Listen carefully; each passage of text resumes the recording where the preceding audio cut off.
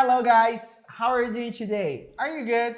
So before we start our class, don't forget to subscribe in the video and activate the notifications to keep improving your English, alright? This class we're going to talk about February 7th, okay? And the text talks about a young man who was about to jump from George Washington Bridge, but he decided to call to Howard Stern, a famous TV host, okay, on his phone. Stern put the caller on air during his show and kept him on the phone until the port authority police was able to get him. Okay? So let's take a look at the verbs we have in here. To stand, to stop, to call, to put, to turn, to keep, to find, to listen, to arrive, and to take. Okay? Now we're going to go to the home practice. Home practice are on pages 346 to 348, okay? Junior, you have to answer, what's the hero's full name? So we have Howard Allen Stern. Number 2, you have to answer what happened. So we have Howard Stern kept a man on the phone until the authorities rescued him from jumping from a bridge, okay? Senior, you have to summarize the event. So we have a man was trying to kill himself jumping from George Washington Bridge. He called a radio host before doing it, and because of his action, the police had time to save him. Okay?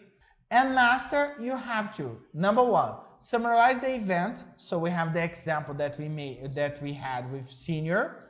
And number 2, can you give a description of a neighborhood in New York? Okay? So Brooklyn is one of New York City's most famous neighborhoods.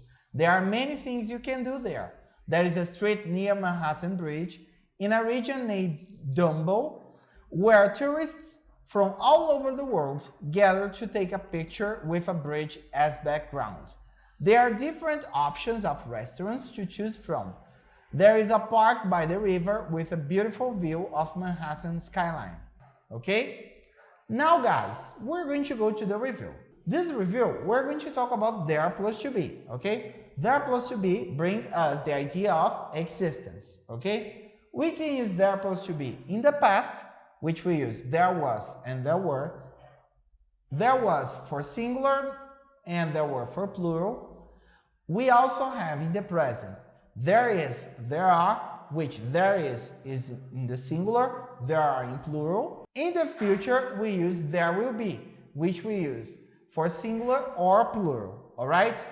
We can also use there plus to be with modal verbs, okay? We can use, for example, must with the idea of a strong advice, should for advice. We can use can to talk about possibility, could about past possibility, and many others, all right? So let's go to the examples we have in here. There are hundreds of neon-lit billboards at Times Square. There is a train and subway station under Madison Square Garden. In those cases, we are going to use there, is, there are, referring to the present, okay? So, about the past, we have, there were 2 famous buildings that were destroyed by airplanes. In December, there was a beautiful Christmas tree at Rockefeller Plaza. Okay? Future. There will be many new buildings in the city next year.